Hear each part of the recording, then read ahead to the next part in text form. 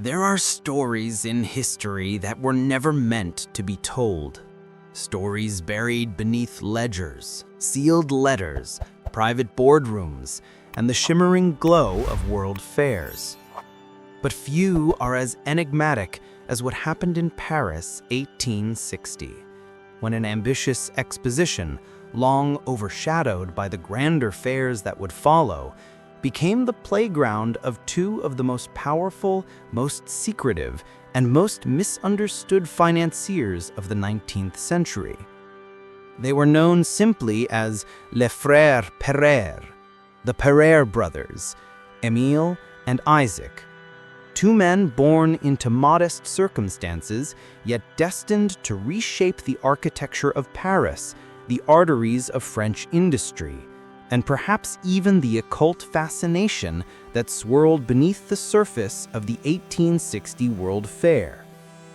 Because that fair was not merely an exhibition of industrial progress, it was something far stranger, a convergence of science, mysticism, wealth, and power, unlike anything Europe had seen before. But to understand the enormity of their influence, we must step into Paris at the dawn of the 1860s, a city in transformation. Horse-drawn carriages clattering over newly paved boulevards, the metallic hiss of steam-powered engines rolling into expanded train stations, the entire city breathing, expanding, rebuilding itself under Baron Haussmann's command. On the surface, Emperor Napoleon III was the architect of this modern Paris, but deep behind the machinery of progress operated private empires, banks, credit institutions, rail syndicates, gas companies, quietly orchestrated by the Pereire brothers. They were everywhere, yet nowhere, powerful, yet invisible, publicly patriotic, yet privately strategic. And when whispers began about a new exposition, an event meant to showcase France's rebirth after years of political turbulence, the brothers saw an opportunity that no ordinary financier could resist. But why? Why would two bankers be so deeply invested in what was to the public a simple industrial fair? The answer lies in understanding who the Pereire truly were. They were not just bankers, they were visionaries of infrastructure, early architects of global finance, pioneers of modern credit, and, according to some rare controversial accounts, men deeply entangled in societies that explored the boundaries between technology and metaphysical knowledge. Some historians dismiss the claims. Others say the evidence is hidden in correspondence sealed within private archives. But all agree on one thing. Wherever innovation pushed the limits of the possible, the Pereires appeared. In 1860, Paris was racing toward the future. Railroads were expanding across Europe. Gaslighting was transforming nightlife. Telegraph wires stitched nations together in ways the world had never seen before. And behind these networks, the Pereire Empire, funding, building, expanding. Their rival, the Rothschild dynasty, controlled vast reserves of traditional banking power. But the Pereires, they were disruptors, risk-takers, men who believed industrial progress was the new frontier of influence. So when plans emerged to assemble a showcase of French technological achievement, the Pereires acted almost instantly. Records from the time show their presence in railway investments leading directly to the fairgrounds, in gas companies providing illumination, and in credit institutions that quietly financed early construction. Yet strangely, their names rarely appeared in the public announcements. There were no speeches in their honor, no plaques bearing their signature. It was as if they insisted on moving in silence. But silence is often where the real power lies. And as Paris prepared for the 1860 fair, a rumor began circulating among the city's intellectual circles, a whisper, a quiet speculation that the Pereires were involved in more than logistics or finance. Some said they were chasing esoteric knowledge. Some said they were sponsoring scientific experiments not yet ready for public scrutiny. Others spoke of rooms lit by arc lamps, decades ahead of their time, hidden in industrial workshops funded by the brothers. Were these myths, exaggerations, or fragments of a truth carefully buried under decades of political rewriting? The answers lie in their rise, a rise so rapid, so dramatic, that even contemporaries struggled to explain it. That is where our story continues. Because to understand their role in the Paris 1860 World Fair and the occult undertones whispered through history, we must go back to where they truly began. To a pair of brothers with nothing but ambition, intellect, and a willingness to reshape an empire. And once we uncover their origins, the truth behind the 1860 exposition becomes harder and far more dangerous to ignore. The story of Émile and Isaac Pereire does not begin with marble offices or gilded salons. It begins in the humbler districts of Bordeaux, far from the political thunder of Paris, where two sons of a Sephardic Jewish family learned early that the world rarely opens its doors for men without wealth or title. Their father died young, their mother struggled, and the brothers grew up in a France still reeling from revolution, empire, and restoration, a land where opportunity was scarce, but ambition was limitless for those bold enough to seize it. By the 1830s, the brothers had migrated to Paris, armed with a keen sense of commerce and an even keener understanding of human psychology. What they lacked in pedigree, they compensated for with boldness. They entered business not as cautious bankers, but as innovators, scanning the horizon for emerging industries the old elites were too timid to touch. Railways were their first battlefield. Europe was uncertain about trains. Many feared the new machines, believed they were unsafe, or doubted they would ever replace traditional travel. But the Pereires saw what others could not. The future depended on speed, connectivity, energy, movement. And so, in a move that shocked the conservative banking world, they risked everything on the first railway lines connecting Paris and the Atlantic coast. The gamble worked, spectacularly. Within a decade, the brothers went from obscure merchants to the monarchs of French rail. Their influence grew more unconventional from there. They innovated modern credit through Credit Mobilier, a financial institution so revolutionary that historians still describe it as the ancestor of today's multinational finance corporations. This was not a bank. It was a powerhouse, an engine that could raise capital, build infrastructure, and rewrite economic laws faster than the government itself. With this, the Pereires funded not only railways, but gaslighting companies, maritime shipping lines, insurance firms, luxury resorts, and urban development on a scale never previously imagined. Baron Haussmann's transformation of Paris, the wide boulevards, the uniform facades, and the integration of gaslighting would have been impossible without the Pereire networks quietly underwriting a machinery of modernization. Their success was meteoric. Their reach was global. Their influence was undeniable. And it was in this context, this era of explosive innovation and shadowy financial ambition, that the 1860 World Fair emerged. The government framed the exposition as a celebration of France's industrial renewal, but among the private elite, it was clear this fair was a political stage, a statement to Europe, and perhaps a battleground.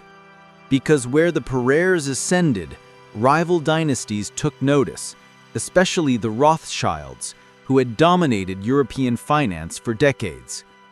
Their rivalry was not the kind born of personal hatred, but of economic terrain. The Rothschilds held traditional banking, The Pereires held new industry, and the 1860 World Fair, with its emphasis on technological progress, leaned naturally toward the Pereire vision of France.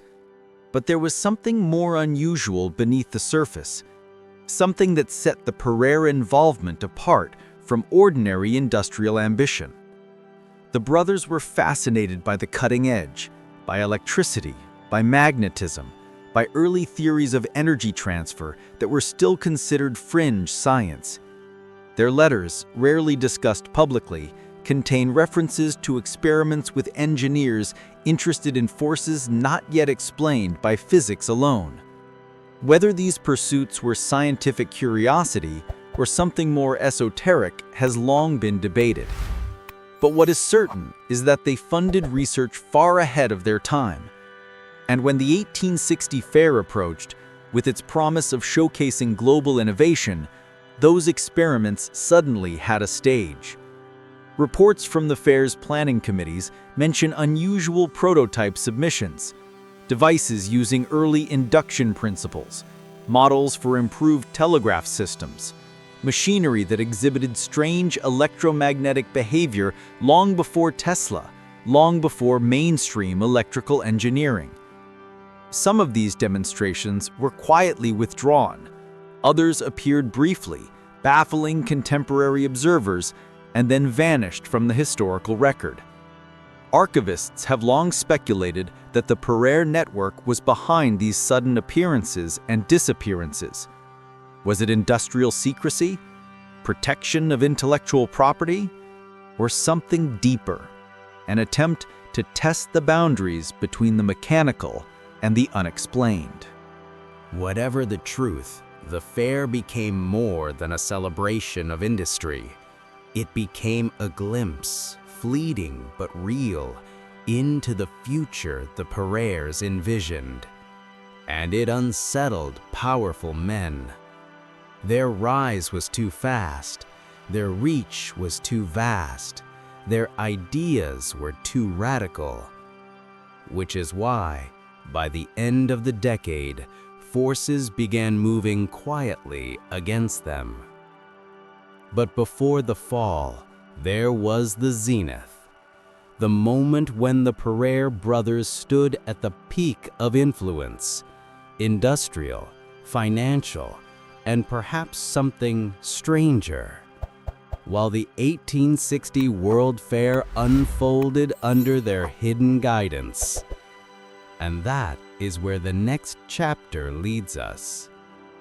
Because the fair did more than showcase progress. It exposed the fault lines of power. It revealed alliances and rivalries the public never saw. And it ignited a financial storm that would change the destiny of the Pereire dynasty forever. By the spring of 1860, Paris shimmered with anticipation. Flags unfurled along the Seine. Newly lit boulevards glowed with gas light, a technology the Pereire networks helped spread through nearly every major district. Engineers from across Europe arrived with crates of inventions. Architects sketched last-minute alterations to pavilions. Diplomats rehearsed speeches meant to praise the genius of Napoleon III's Second Empire. To the public, the fair appeared as a triumph of French ingenuity. But behind velvet curtains and guarded meeting rooms, a hidden story was unfolding, one shaped not by politicians, but by financiers whose influence stretched far beyond the borders of France. At the center of it stood the Pereire brothers. Their investments were everywhere if one knew where to look. The gas companies illuminating the fairgrounds, the rail lines transporting millions of visitors, the insurance trusts underwriting the value of displayed machinery. Even the hotels that hosted foreign dignitaries had links to Pereire enterprises. And yet, the brothers themselves remained largely invisible. Not a single speech mentioned their names. Not a single pamphlet credited their companies. Not a single journalist acknowledged the network that had silently kept the fair's budget afloat when early overruns threatened disaster. But whispers circulated among insiders. Whispers that the Pereires were preparing something extraordinary. Whispers that within one of the industrial galleries, behind metal partitions, an experiment had taken place. Something involving electricity, induction coils, and a series of magnetic plates whose purpose was never officially explained. Some witnesses described a strange humming sound. Others swore they saw a faint bluish glow that dissipated when officials arrived. A few engineers, writing decades later, claimed the device produced an effect not consistent with known physical laws of the time. The machine was dismantled within days. Its components disappeared. Its engineers vanished into the folds of private industry. No official record exists, not in the fair's archives, not in the state's engineering journals, but internal correspondence from Crédit Mobilier, preserved in a private collection, hints at an experiment presented only to select observers of the highest relevance. The note does not mention names, but the implication is clear. The Pereires had merged industrial ambition with esoteric curiosity in ways the establishment refused to acknowledge. And for a moment, just a moment, they held the future in their hands. But the fair that elevated them also marked the beginning of their undoing. As their influence grew, so did resentment. Old banking families feared their rise. Traditionalists despised their disruptive methods. Politicians realized that the Pereires' network, spanning railways, ports, utilities, finance, and international trade, was becoming more powerful than the state itself. The Rothschild dynasty, threatened by Crédit Mobilier's revolutionary model, orchestrated counter-movements, rallied conservative forces, pressured officials, encouraged investigations. And when the global financial climate shifted in the mid-1860s, the Pereires suddenly found themselves vulnerable. A banking panic, a collapse in railway speculation, a political shift inside the empire. The storm hit with perfect precision. Crédit Mobilier fell, investors panicked, rivals pounced. By 1867, less than a decade after reaching their zenith, the Pereire empire cracked under pressure. Their assets were seized, restructured, or absorbed by competitors. Their political allies abandoned them. Their financial innovations were painted as irresponsible. And the brothers, once the architects of France's modernization, were forced into retreat. Yet the legacy of their influence did not vanish. The gaslit boulevards of Paris, the modern credit system, the expansion of French rail, the infrastructure behind the 1860 World Fair, these remained, quiet monuments to their vision. Even the mysterious experiments whispered about during the fair resurfaced years later in the writings of electrical pioneers, who claimed that early French financiers had supported work ahead of its time. They did not name the Pereires directly, but the implication hung like smoke. Today, most people have never heard of Émile or Isaac Pereire. Their names rarely appear in textbooks, Their contributions hide beneath the achievements of larger institutions and more celebrated figures. But look closely, and their fingerprints are everywhere on urban design, transportation, finance, and perhaps on certain scientific ideas that would not become mainstream for decades. Their story is a reminder of a deeper truth. History is not only shaped by the leaders we remember, it is shaped by the visionaries we forget. The ones operating behind closed doors, the ones funding the impossible, the ones who see the future long before anybody else believes in it. And the 1860 Paris World Fair, usually remembered as a bright symbol of industrial pride, was in many ways their masterpiece. A stage where the Pereire brothers quietly infused modern civilization with their ambition, their innovation, and perhaps their fascination with the unknown. Their names may have faded, but their influence and their mysteries endure.